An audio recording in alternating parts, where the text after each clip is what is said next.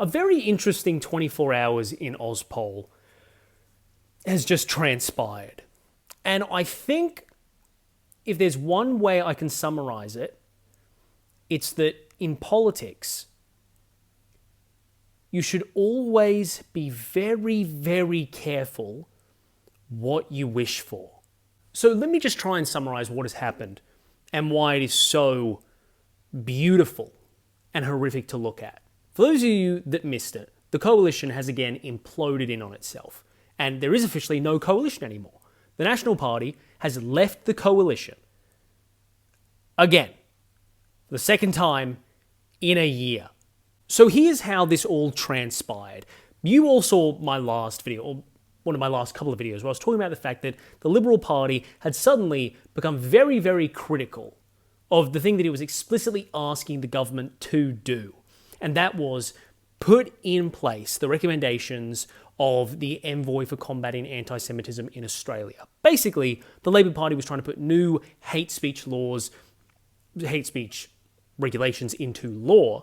And once they actually started doing that, which was the recommendation of the Envoy, the Liberal Party was like, actually, I'm not too sure if we want this. And that was a very embarrassing episode because Parliament had been recalled almost explicitly at the Liberal Party's request to put these recommendations into place. And eventually the Liberal Party kind of came to its senses. It realised, you know what, it actually has the government in a bit of a bind. It has the government coming specifically to do this at what is seemingly in the public eye the Liberal Party's recommendation. So maybe the best political play isn't to try and burn this process down, considering that it was a win for the Liberal Party that they got the government to buckle on this front and recall Parliament and put these recommendations into law. But it seems that the Liberal Party, or rather the broader coalition, didn't really check to make sure that everyone kind of agreed on their messaging of needing to bring back Parliament and pass new laws. Because it seems that the National Party actually wants nothing to do with it.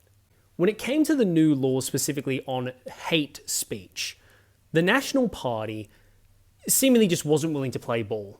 When it came to the House and they were voting on it, the Nationals just abstained almost entirely. Only Michael McCormick, I believe, actually showed up to vote in the affirmative because, in his words, he's not paid not to vote. So most of the Nationals just didn't show up. And the main reason for that was because they didn't want to break shadow cabinet solidarity. That being that the coalition had come to an agreement, and that was they were going to support these new laws put forward by Labor in the end after a lot of whining and complaining and amendments. And part of being in the shadow cabinet means that you have to go with the decisions. So a bunch of these Nationals in the lower house said, you know what, we can't vote against it, let's just abstain entirely. So hate speech laws pass through the lower house. But when we get to the Senate, things get very fiery. When it got to the Senate, the National Party senators voted against the legislation. And why that matters is because 3 of the National Party senators that voted against it were members of the shadow cabinet, including Bridget McKenzie, the leader of the Nationals in the Senate. And that essentially meant that they had kind of confirmed that they were giving up on the shadow cabinet, because doing that, going against shadow cabinet solidarity and voting against your party's own policies in pretty much every Westminster system is grounds for you to immediately be kicked out of your position in the shadow cabinet. And so what did these 3 Nationals do? Well, they tenured their resignations. They decided, you know what, we're just going to resign. We understand what it is. Let's go present these letters to Susan Ley. But it wasn't as simple as that. From what we understand now, there was kind of sort of a brewing tension between the Nationals and Liberals, specifically over all this combating anti-Semitism legislation.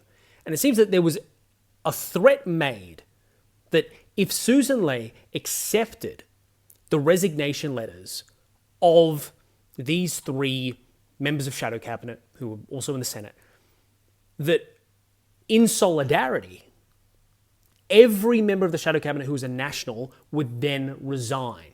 Basically, the National Party said, we want to have our cake and eat it too. We want to be able to vote against the policies of the broader coalition and be able to keep our positions in shadow cabinet, which is insane. That is a ridiculous request for any party in any Westminster system. And what I think it was the National Party seeing how much they could really push the limits and see how desperate Susan Ley was to kind of try and stay in control. But it didn't work, because even though they had made that implicit threat towards Susan Ley, she didn't go for it. And she accepted the resignations of those 3 members of the shadow cabinet. And I guess, true to their insane batshit word, the National Party decided that all of its members of the shadow cabinet were going to resign en masse. And they did. The National Party just left the shadow cabinet entirely in a massive challenge to Susan Ley's authority over the broader coalition. And then this morning, David Littleproud confirmed that, well, now the coalition as a whole is just done. And on top of that, we've also got drama coming out today that David Littleproud has essentially confirmed that they will not be reforming the coalition so long as Susan Ley is the leader. We have a lot of mudslinging going back and forth between Ley and between Nationals leadership, but it seems that at this point, even though we've known for months now that it's over, Susan Ley's leadership, that is, this seems to be the final point where the coalition, or one of the parties in it, is saying that she now has to go, which is the most extreme criticism and attack on her that we have seen. So the coalition agreement is dead, yet again, and Susan Ley's leadership is now the bargaining chip that is going to determine whether or not the Nationals and Liberals can actually come back together. It is probably one of the biggest 180s I've ever seen in a political party's fortune in the span of like maybe half a week, because it seemed not too long ago that the Liberal Party was actually making some headway in getting like public anger directed towards the government over some perceived inaction over anti-Semitism. Of course, they have a remarkably efficient media apparatus working with them, but regardless, it seemed that, looking at polling at least, that there was a slight tick down in Labor's broad support, and that the coalition broadly was making progress. But then what did they do in their moment of triumph, where they had got the government to buckle, to come together and actually put the legislation that they were specifically requesting into law? Well, they killed themselves. The coalition, in its moment of victory, putting more pressure than it ever had successfully on Albanese, killed itself. An own goal isn't enough of a painful metaphor to explain what is happening here. This is more like you're at the other end, you're in the other team's penalty box, going for a goal, and then one of your players is remarkably pissed off for some reason about the particular way the goal might be scored, that instead of going for it and getting a goal, he takes the ball himself, runs it to the other end of the pitch, and then scores in his own goal. It defies everything I thought I knew about how politicians should act in their own self-interests. That's how stupid this is. But let's actually step back and think, what is a possible rationale for why the National Party did this? Why did it pick a moment that the coalition desperately needed, which was a win over the Albanese government? Why did it pick now to blow up the coalition in a way that was entirely predictable? Well, I think, and I do not think this is outlandish at all, I think the National Party is starting to read the room when it comes to the current polling situation, particularly when it comes to how much of a threat One Nation is to them now.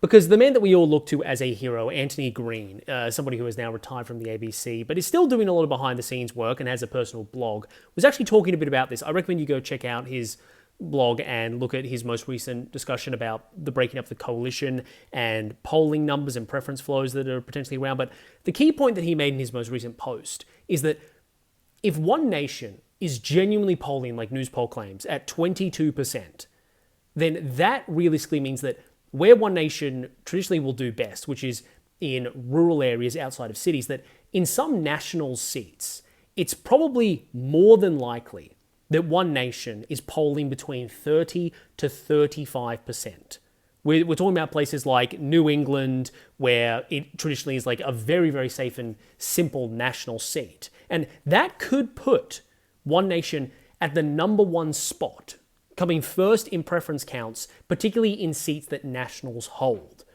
which is kind of like the key factor here, that the rise of One Nation is going to disproportionately destroy the National Party way more than it will destroy the Liberal Party. Because if the Nationals are the type, and let's be honest, all politicians are, to obsess over polls way too much, I'm allowed to do it because I'm a YouTuber. But anyway, if they are typical politicians, they are obsessing over polling numbers, and potentially they have internal polling that shows that like at least half of their seats, there is a very fair chance that One Nation is going to come first in preferences and probably win their seats from them, then it's probably a top priority of the Nationals at the moment to do something to differentiate themselves from the big two political parties as much as possible. Because, look, I'm giving them the benefit of the doubt, which I probably shouldn't, but I don't think the National Party is stupid enough to break up the coalition like this without some clear objective in mind. And I think it's one of two things. It's to get Susan Ley to give up and step down as leader of the Liberal Party, so they can try out a new coalition leader, somebody who might be able to stop the rise of One Nation by having the party swing to the right, which will make them even less electable, but will stop them from literally dying at the hands of One Nation. Or the National Party is currently cutting its losses and is going to try and manage by itself up till the 2028 election to run its own course, and hopefully without being attached at the hip to the Liberals, it can find a way to hold on to its seats without being absorbed in a rural wave of One Nation support in 2028. I think that whatever their objective is, I should thank them, the broader coalition that is, for keeping this channel going with so much endless content. It's truly astounding, and this is something that I'll elaborate on, and I was talking to a mate about this the other day, and that is the fact that the coalition, like in all of its forms, going back to the foundation of Australia, back to federation, has never really had an ability to deal with loss or like genuine loss. When they lose elections in like meaningful, terrible ways, they do not handle it well. The two best examples being 2025 and 1943, where the party literally died. The UAP died in 1943, and it took them years to find their footing and become the Liberal Party. It just feels like when Conservatives aren't meeting like a certain degree of performance, everything starts to burn down for them. And look, I'm saying such basic things, but it does astound me that no matter what, the consistent thing post the 2025 election has been that even if you think they have a moment to breathe, things will continue to get worse and worse and worse for the Liberal Party. And it kind of just leaves you with one question, which is something that we should all be asking ourselves regularly as broadly left-wing Australians. Are you guys tired of winning yet?